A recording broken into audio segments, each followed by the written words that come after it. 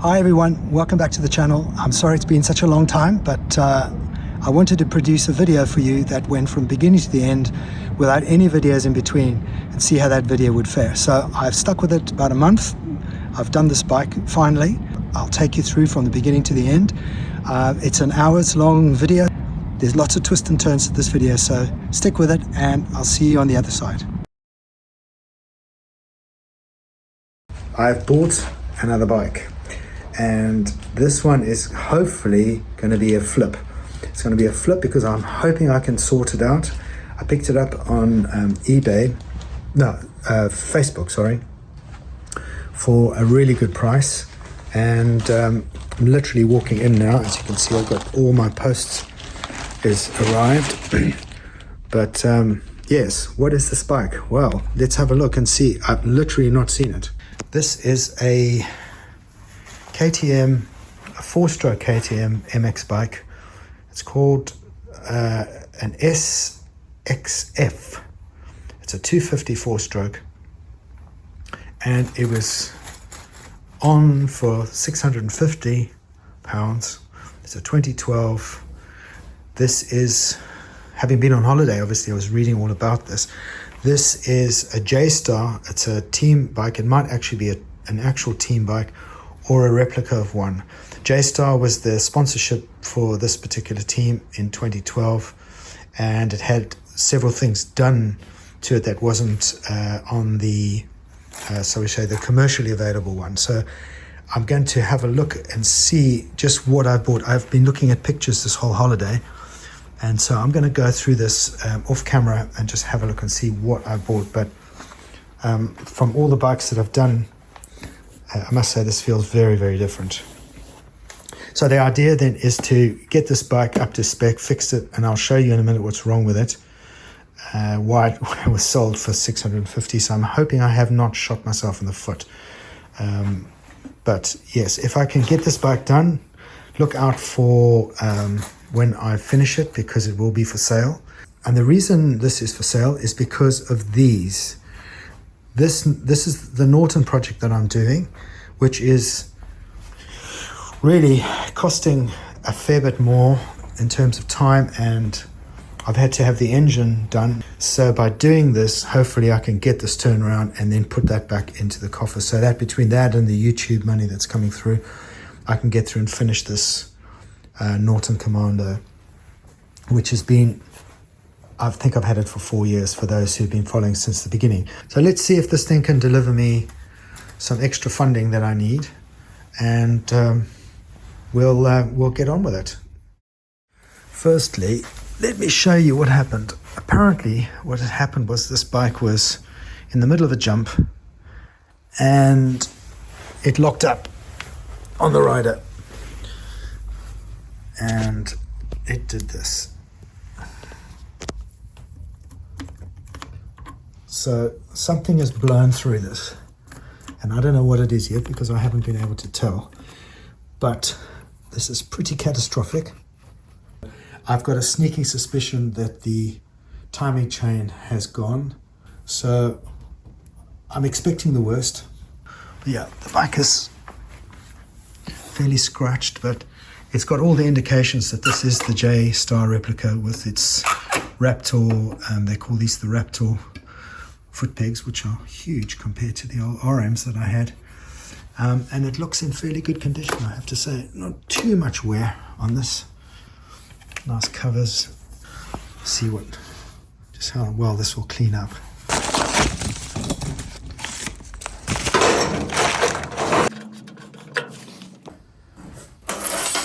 Yeah, it does feel a little backwards. Can't say I'm totally happy. I think I can use my restoration skills to generate a little bit more income from bikes that are a little bit more, so we say, popular with the younger audience. And so let's see if I can flip this. Would be great. Please don't think that I'm sidetracking, but I don't blame you.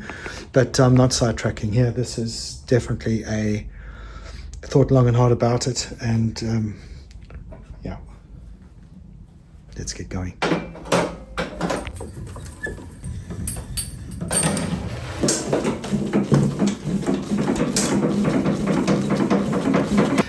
This is what they call a mega bomb. And a mega bomb is an aftermarket fit, which they did on the J-Star team.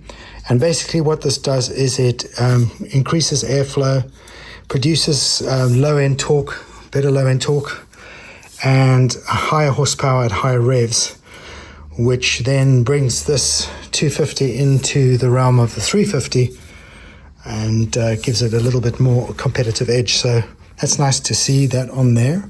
All the plastics are a little bit shot.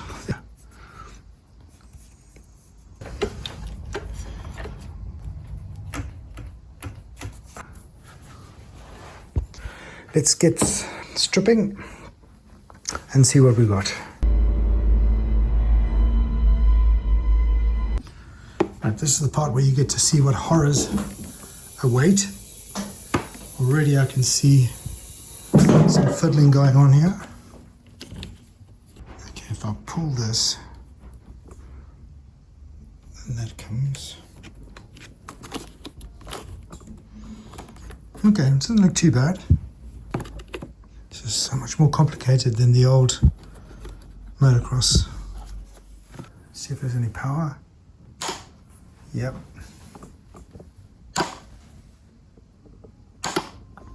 Okay, so that does work. 1256, okay, it's a little down. No, this is not coming off.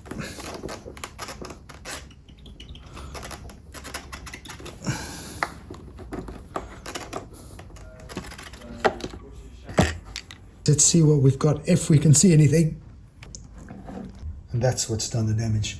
It's basically just rotated and spun, broken away from the piston. I need to get the tank off so that I can get to that spark plug.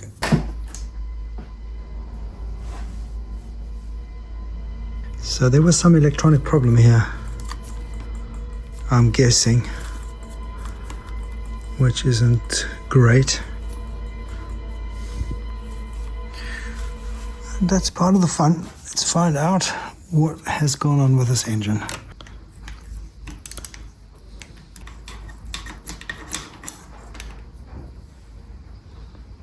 Oh, yeah, that's a catastrophic failure down on the piston. That piston's come free and gone berserk inside the sleeve. I'm only hoping that while it's been going up and down, nothing contacted the barrel.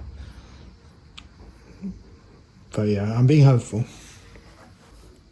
There's a little shiny bit there. That's the contact with the spark plug. So that's when the bottom of the piston has failed and just pushed it straight up. So I'm not sure that's a timing chain issue.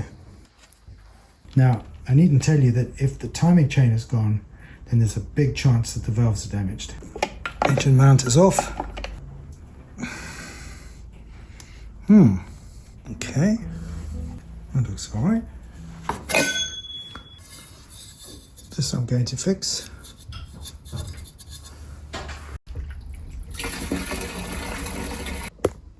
Yeah, that looks fine. You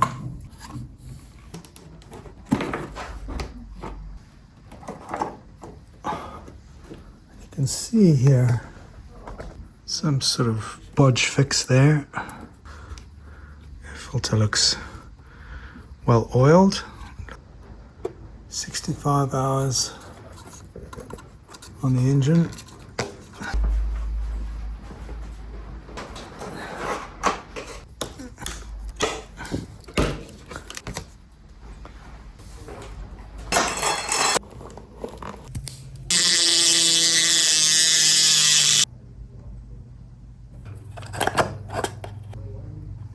Phew, that looks all right. Let's check those teeth. All right, so far it's looking okay.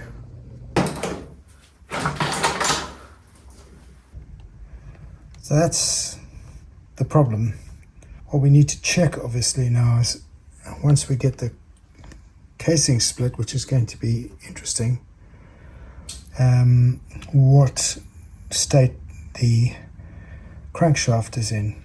I don't want to tempt fate, but it looks like this half is okay and this half is not okay. But I think looking at this now, there's a bit of wiring issues. Shouldn't be too difficult, so that will be sorted out.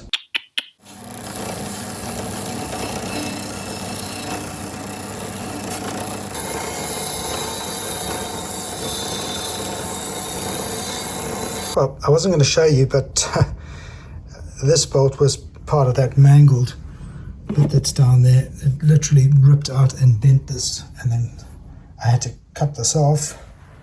I've now welded it, heat treated it, straightened it. Yeah, so yeah, I could buy another one, but hey, it's all good.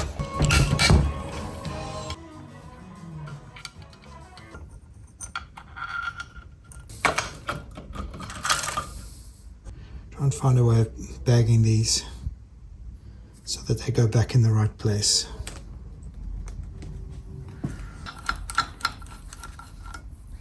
First part of the reveal. Okay, so we'll have to see how deep we can go.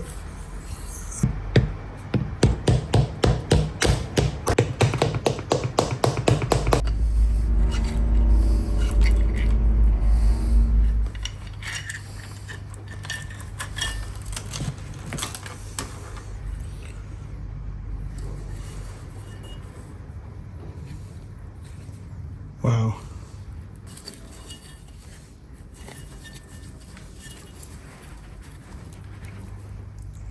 Stuff in there. What have we here? So this snapped off here. That's gone and pushed through the casing and literally split the casing.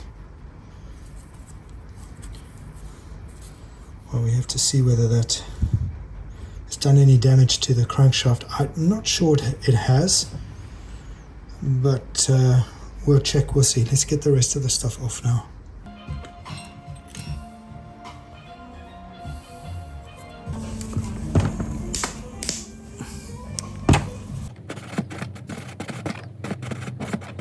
Right.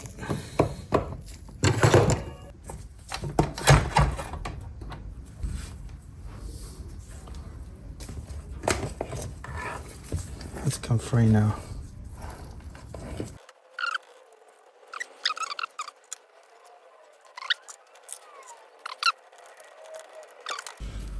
Luckily the gears are all good, in very good condition. There's one of the casualties where this is disintegrated. I'm going to go and get rebuilt. I'm going to get a Pro X connecting rod. Get a nice high quality for the new owner.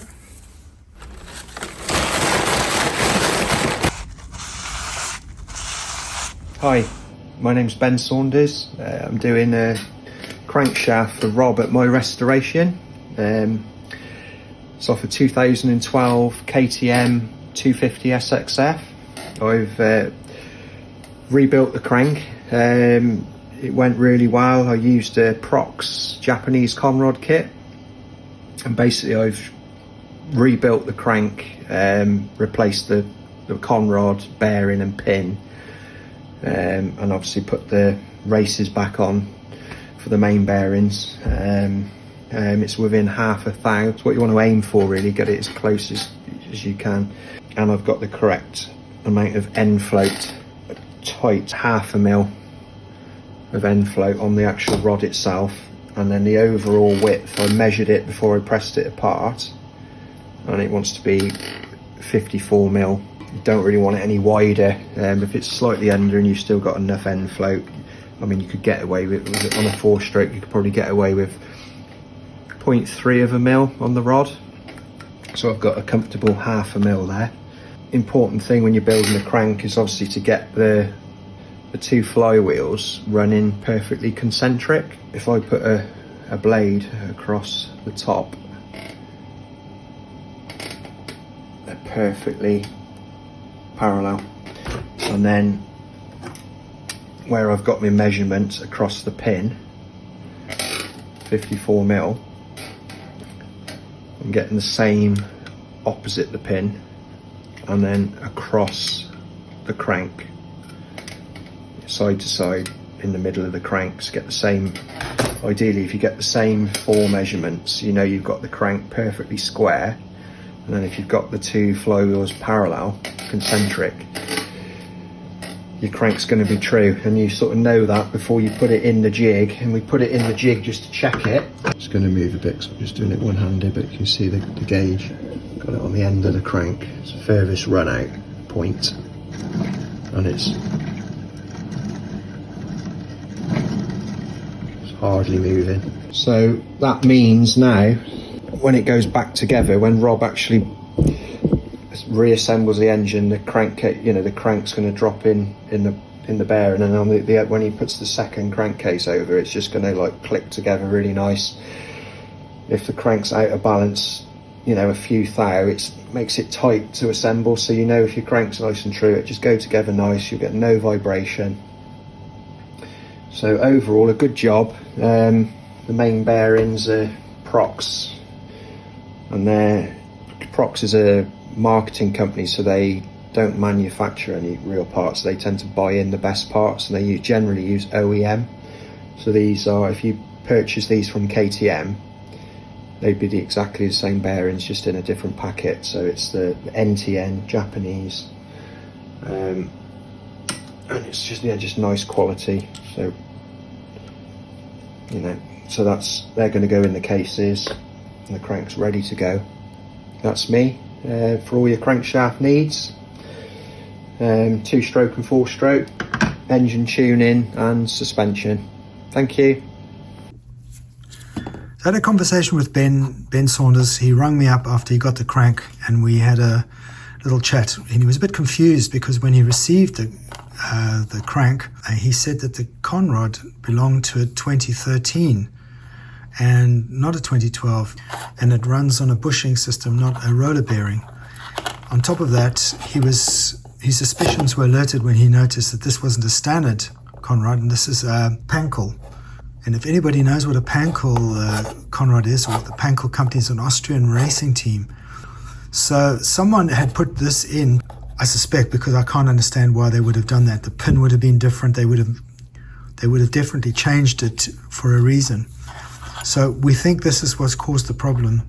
Yeah, a bit of a mystery as to why they did that, but it's very, very evident that this is what caused the catastrophe in this engine, because nothing else in the engine leads us to any other conclusion.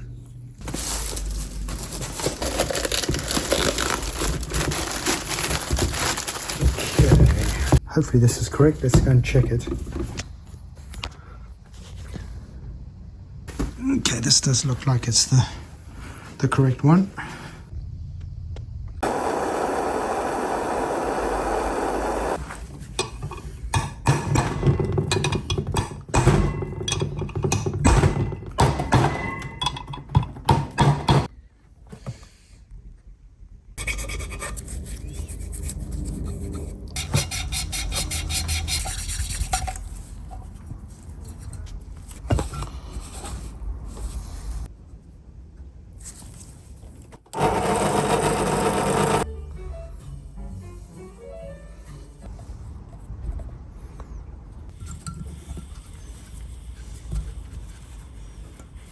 I'm going to do a leak down test on those, and then we've got all these to clean. So now what I'm going to do is I'm going to tackle the problem with the electrics. I'm going to try and trace back the issue and try and revert back to the original. I did hear the relay start, if you remember, so I know that works. So I'm going to undo this, clip this off, just tidy this up. Oh, that's the other thing. I've also ordered the plastics, which is really nice, because I'm just not going to restore these plastics like I do on the old vintage MX bikes. I'm start over, and I got it.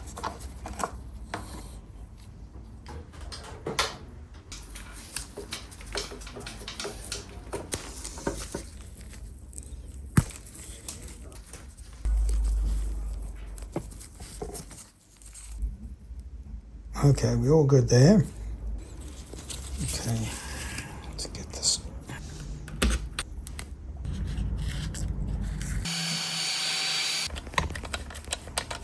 And I'm going to put them back where they belong.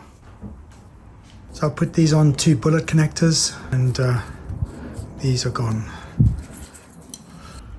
The bullet connectors in there, and a nice thick shrink wrap around. Okay, so we've got basically the same configuration just within the loom now.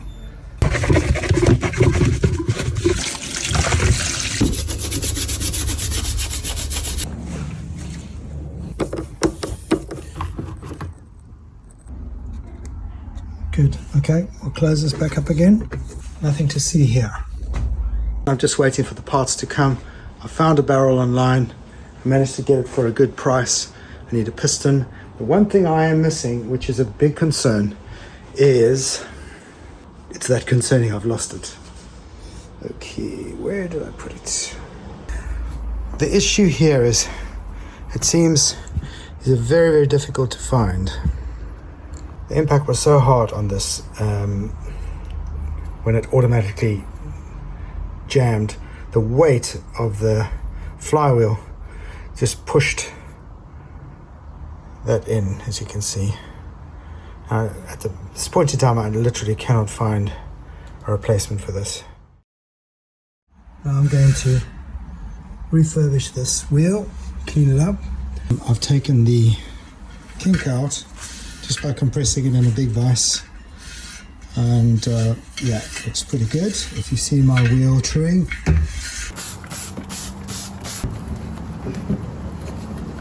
very fine steel wool just to remove the dirt off. It doesn't unplate. It's not perfect, but it is much nicer and cleaner, and nothing distracts.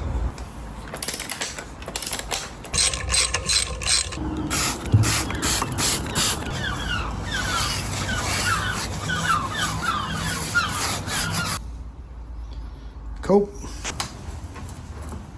And this has been over tightened, so I'm going to release some of the pressure on the ball bearings. Yeah, that's very tight. And that's way better. Today I'm going to be repairing this carbon end cap. You can see it's cracked here, and so seeing as I'm in the carbon business, we're going to treat it like any repair that we do here.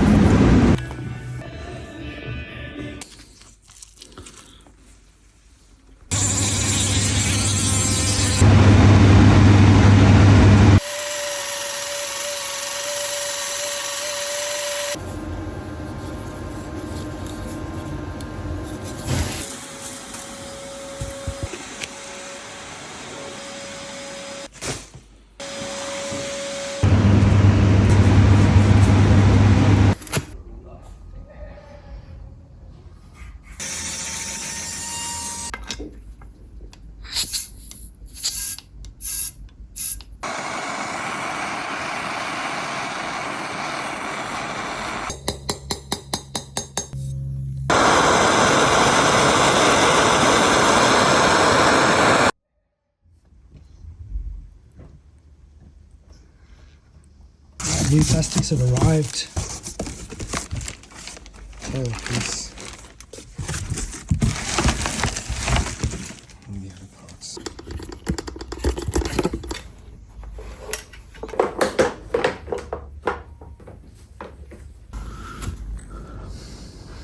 Filter is in. It was fairly new, so I gave it a wash. There's no point to replace that.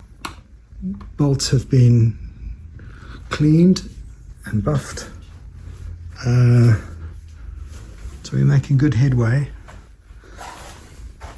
These are all going to come off as we put the decals on. But yeah, it's coming together now.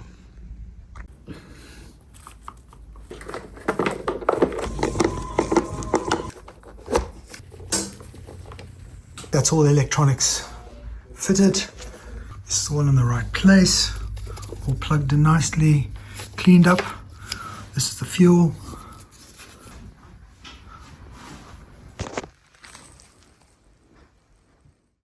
Well, so far to my relief, I've been able to fix the slot. Pretty good, there it is. See, it's pretty deep. And I'm going to just make it a little deeper, and with a deeper woodruff key, see if we get it to sit down tight. They only made this particular type of flywheel magneto for 1 year, the 2012, and then they changed it again.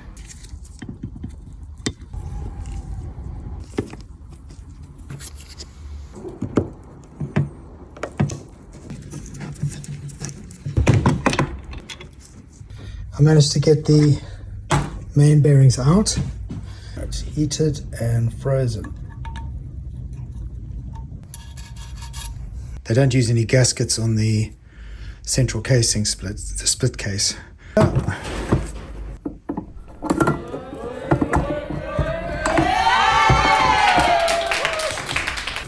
Okay, let's just have a look and see what we've got going on here.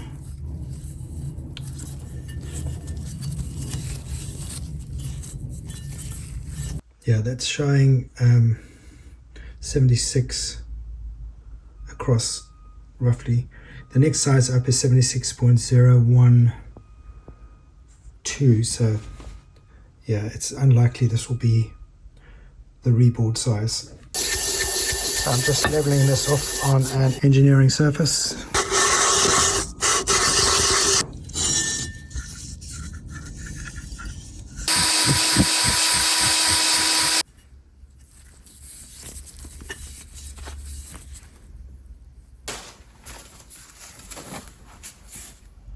Looks really good, doesn't it?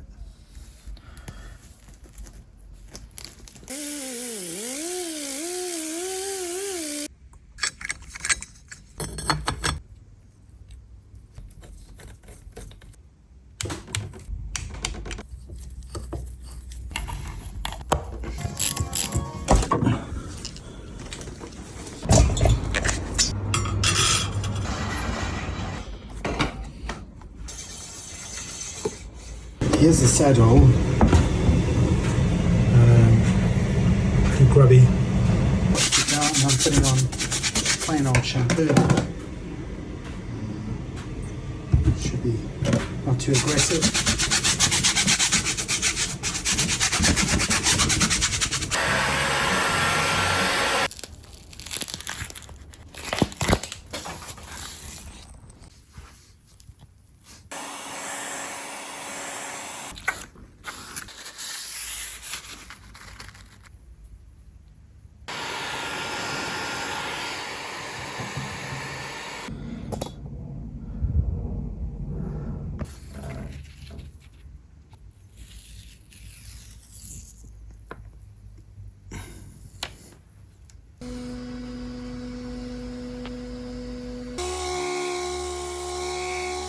That looks good. Not much time spent on it because it's going to have a decal on it, but that'll look better.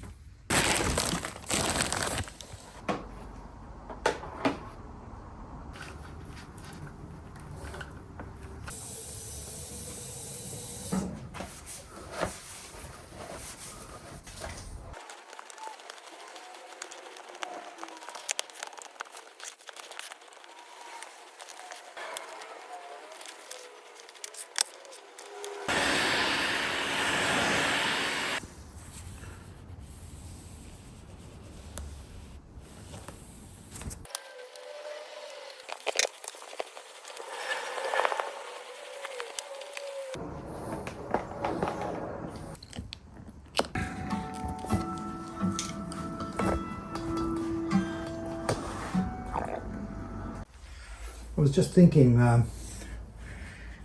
that I'd never test the radiators until the end. So let's see. Only the pipes that are dripping.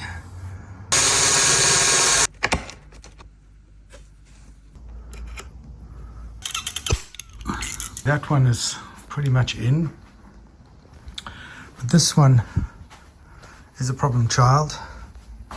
So it sits out like this. It's nice and flush here. But as soon as I bring that to the mounting bolt hole, that opens up like that. So I'm going to heat this side just so that it'll stay in position like I've done with the other side. So now that is in position.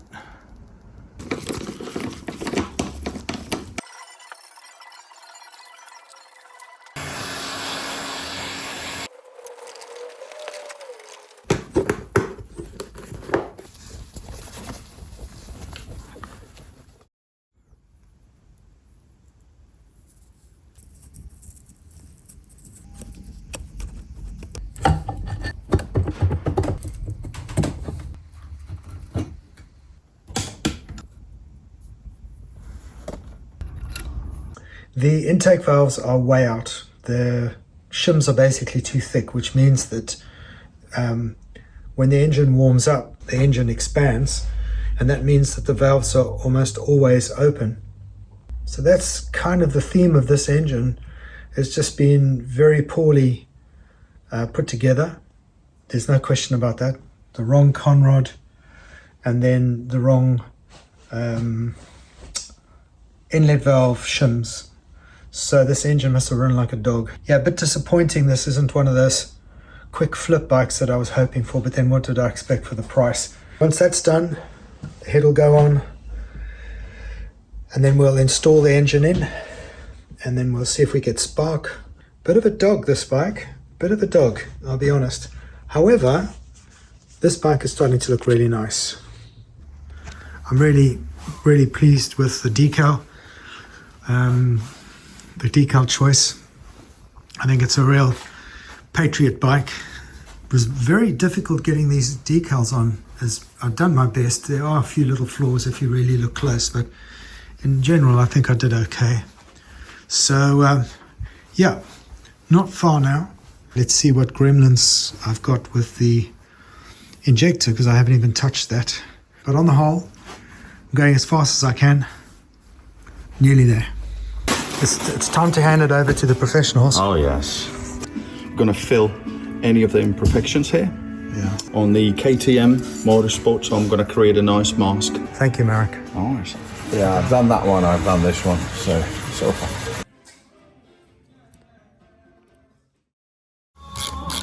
You can see it's really very dirty. Just flush these lines through, I think is the only way. So there's the problem, or certainly one of them.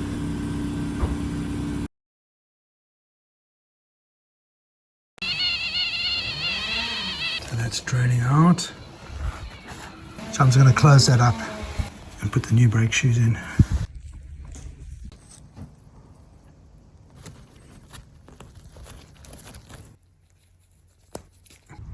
Front brakes bled, and new shoes and new discs in.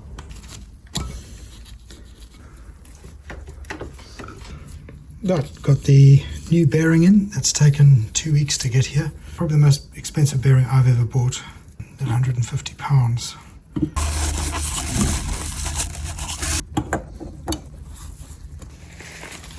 This has come back from the workshop.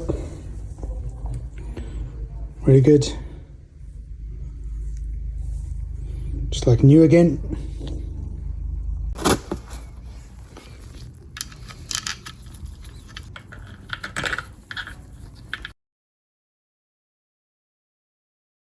Nowadays, if you make back then, there was no your fixes to another track, but since most do that, you could record your fixes to another, and you needed to have your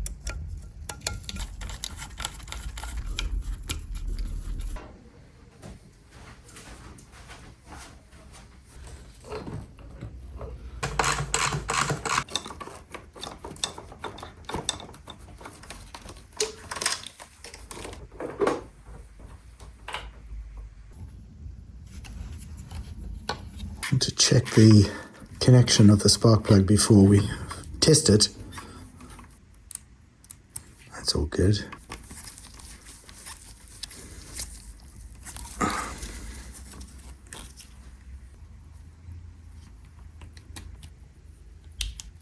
Right, let's get these battery terminals plugged in, and then we'll look for smoke.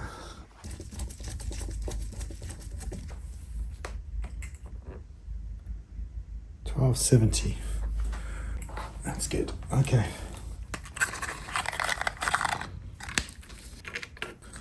Okay, I won't lie, I am nervous because so many things have gone wrong with this bike. Okay. Well, the good thing is it's working, but the starter isn't engaging. So we have to see what's going on here. Right, let me show you what the problem was in assembling this bearing, this very, very expensive bearing. For some reason I put it in the incorrect side. And in trying to tap this out very gently, I managed to break this wall. So again, I dip into the potential profit of this bike, which is already completely limited. So this probably just takes it over the edge. So hopefully this video will just get good viewings. That's about all I can hope for. Yeah, it's been short of a disaster, this bike. It's one of the worst decisions I've made. But that's hindsight, because, you know, you don't know until you open it up and you see actually that someone has not told you exactly what's happened. And it's been played with, which is really not something I was really expecting. But that's it, you know, and the life's lesson here is just don't focus on what is a fact that's already a problem. You just got to try and finish it. Now, what annoys me is that I'm making mistakes. I'm making unnecessary mistakes, which is, I don't know if it's fatigue or I've got a lot on my plate or whatever, but I'm just not dialed into this as I should be. And I'm sharing this with you because it's part of, you know, the way these things go. So I've really taken a long road around the Norton Commando. So I'm faced with trying to get this expletive bike finished. So I'll order another one of these bearings and I'll put it in the right way this time.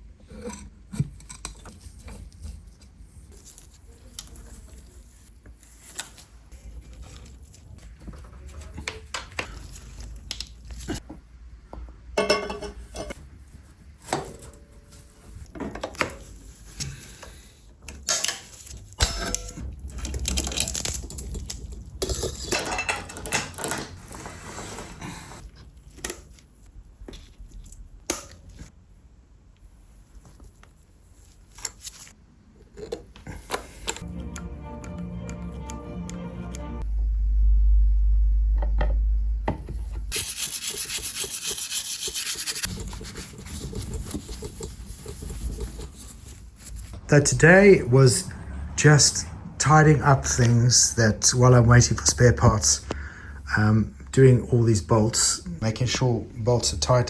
For example, these were loose, and you know you can easily get excited when the engine's running and want to take it for a spin, and you haven't tightened certain things. This happened before. This is now done. You don't really notice the mark too much, the dents here. These are a little bit grubby, but you know, they're fine. It all blends in. Stickers are good. Chain is on. Stickers on the rear muffler. So after my frustrated comment I made yesterday, the bearing is coming. So I'll fit that back the right way, and then we should be able to test whether we've got spark or not. So we're not out of the woods yet. For those of you who want to know what this bearing is, here's the number.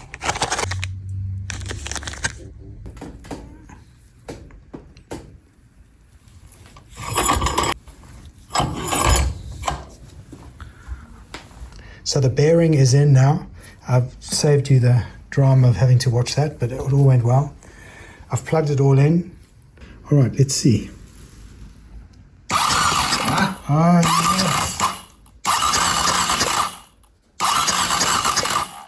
Fantastic. Okay, we've got spark. We're good to go. It's half. We want 120. That's just over a litre. I'm putting this oil in initially, and then I'll drain it out and put the correct oil in. This is what I've been advised. It's a 15W50, and it is pretty much on the line. I'm expecting this to drop because it needs to still fill the oil filter. So as it runs, it'll reduce, but that'll be enough just to clean out the system before I drain it. No additional leaking anywhere.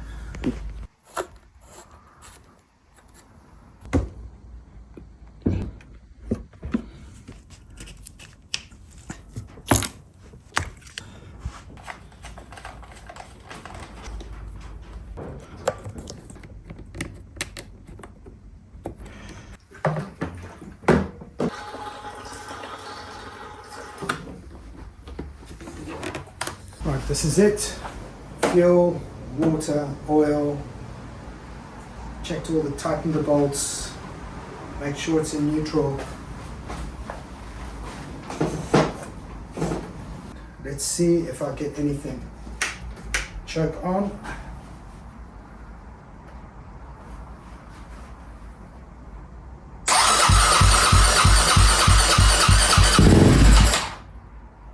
Oh. Okay.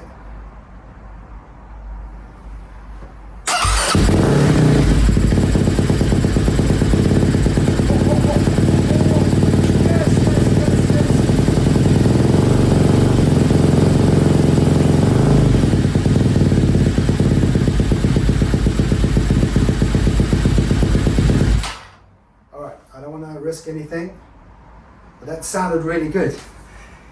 You never get tired of trying to run these engines for the first time. But that sounded good. That sounded really good. Let's have another go.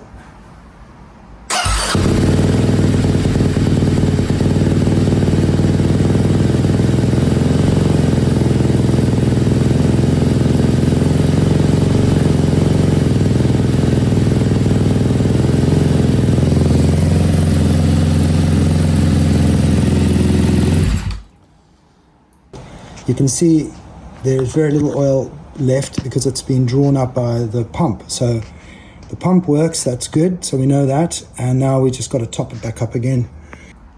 This is going to be smoky, so I'm going to take it outside.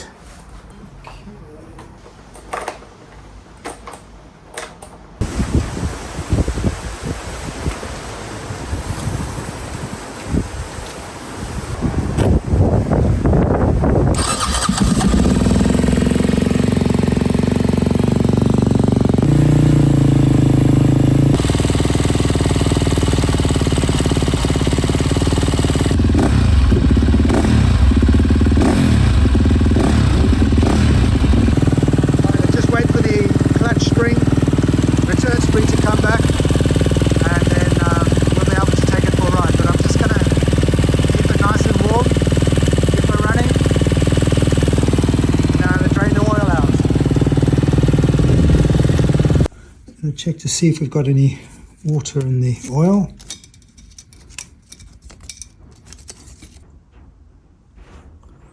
That's clean. So there you are. The CXF is pretty much done now. It's run virtually flawlessly. However, there is a seal that I forgot to put in on the timing adjuster. So that'll be done tomorrow.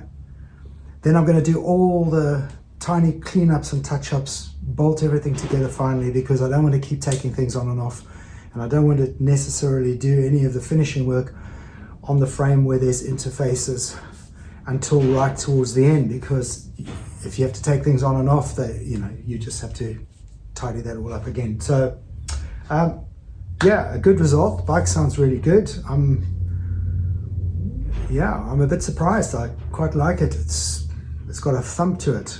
I will take you for a ride on it. I've done a fairly nice soak now, at least 10-15 minutes, maybe more.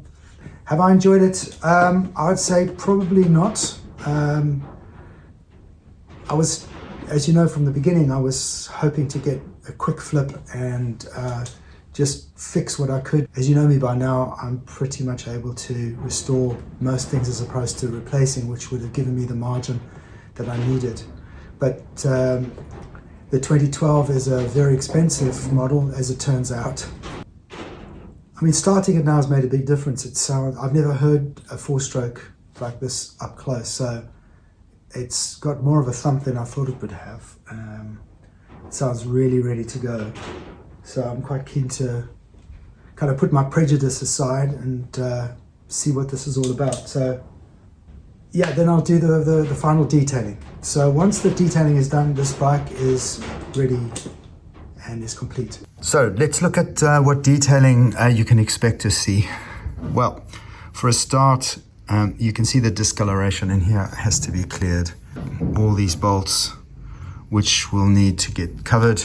Now, some of you may ask me, why didn't I do this while the engine was out? Well, because I don't know this engine. It was literally just a thumb suck the whole way through the build. So it was already, what you didn't see in the videos, how many times I took parts out, mistakes I'd made, which you had seen, put parts back again. These had to be painted a second time, purely because of that. So I made a decision based on the value of this bike and the time I can actually spend on this bike, is to put it in situ now and work on it while it is connected. And I think you'll be surprised just how much you can do. It's a bit that I really enjoy the most, I think, is just tidying up the aesthetic. Although this bike, for its value and the time it's spent, doesn't deserve it. I just think I can enjoy what has been a difficult build a little bit more towards the end. So let's get on with that, and I'll show you how I do certain things. You can see some of the discoloration. I use a soft brass bristle brush glue, so I put a bit of alcohol on there. I work in small sections.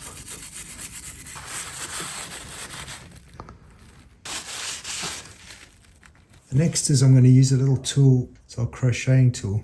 It's blunt at the top, but it's got a little hook on it, and it helps get rid of this black.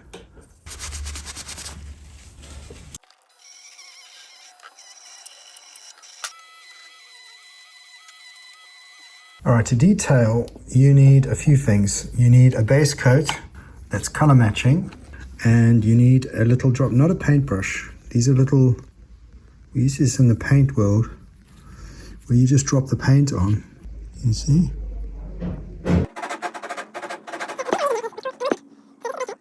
For the chassis, so this is basically a 2-pack, and the ratio is 2:1. To do the touch-ups here, you can see obviously this is very bright black compared to a dull finish grey, so I'm just going to blend it in with my hand. And then when it's dry, I'll fade it a bit. This is a bit feathered. So apply this paint to the surface and just run it with your finger.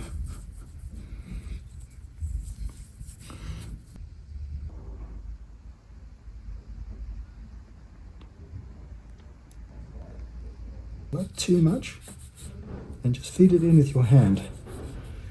And all you do is blend it, and it really works well. The problem with the brush is it leaves brush lines, whereas with a smooth rubber glove you can feather it really easily.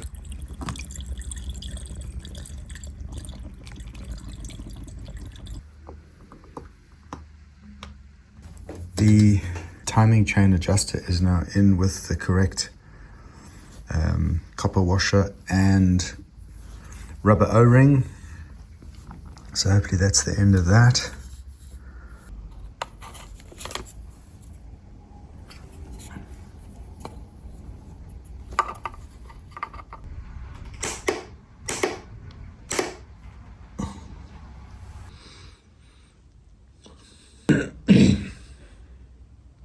mean, why do they have motocross bikes with electric starts? Anyway. Right, we continue.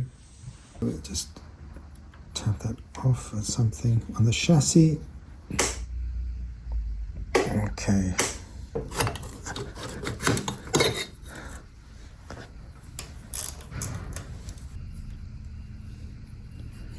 That's really good. Yeah.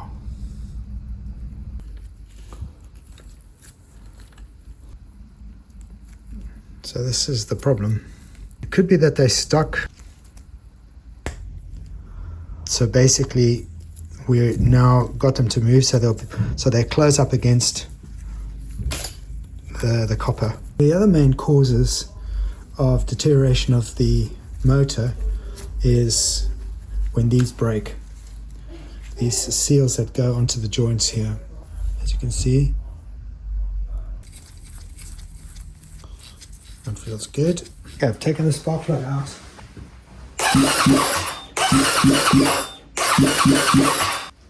Fixed.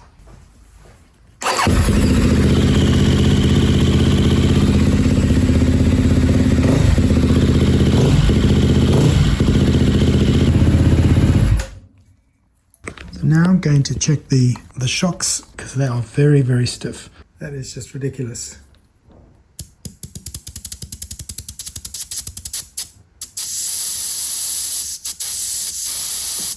But for those who are not sure how to set their front suspension, unlike the old bikes which I'm used to, which are both oil filled and both have air in them at 3 bar, it's slightly different on these ones, or very different on these ones actually. So this is a recoil side, and this is the air pressure side. So this is where you pump air into, and you put in about 9-10 bar, I believe, somewhere around there. That stops the suspension from sinking. So it raises it up to a point where it's going to operate. This side is the side that adjusts the recoil, so how quickly it comes back. So the best thing to do if you've just bought a bike and you're not sure what to do is you want to set this to 0, click it to its full amount, and then you go halfway back. So you want it sort of in the middle. So this is 38, clicks to full, so we want to go back 19. So that's it, halfway. Good. Map it. So there's another problem as I try and get this bike finished, is that this chain tensioner is still leaking. So I'm going to fit this in. Unfortunately, with this KTM, literally everything has to come off again. This is now the 3rd time. Are any of you wondering what's the easiest way of getting this new chain adjuster in? This is what you have to do. Okay, that's all in now. Let's give it a start.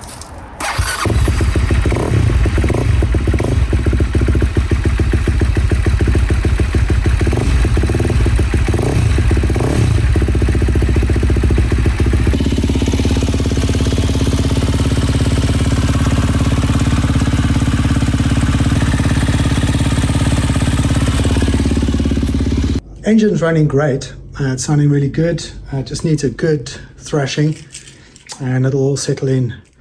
However, which is the theme of this build, is that this hose here looks like it's leaking. It was coming out of the frame. This is a right old project, this one. Eesh. I've just done a real rant video, which is just not worth publishing because I like to stay positive. But KTM, what can I say? This pipe, they have not considered the angle that this pipe needs to come out to clear the engine. So,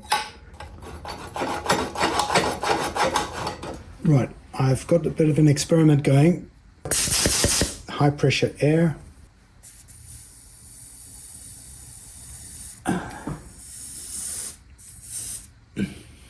Let's see.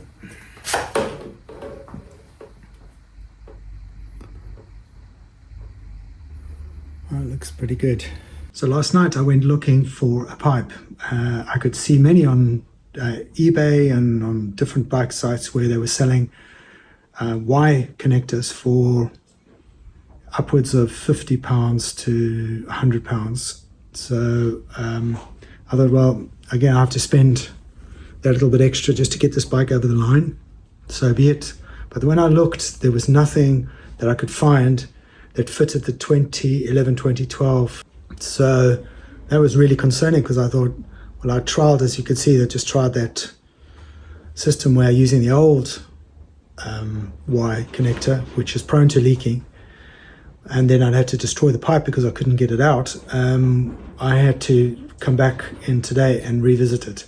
So this is what I've done. Basically, I'm recreating this end piece that clamps into the hoses that goes into the head.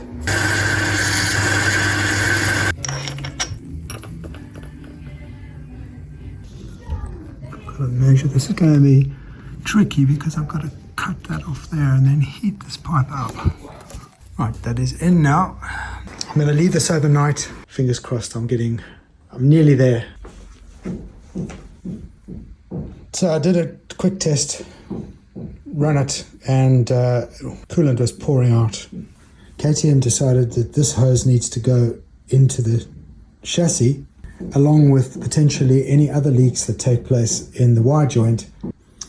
But what it was a tear in the cap. But I've made one, fitted that on. Now it feels more connected. So hopefully that's the end of the liquid problem thing, which is, again, I'm not sure how the previous owner would have ridden this bike without it boiling over 5 minutes into the track ride. Yeah, live and learn.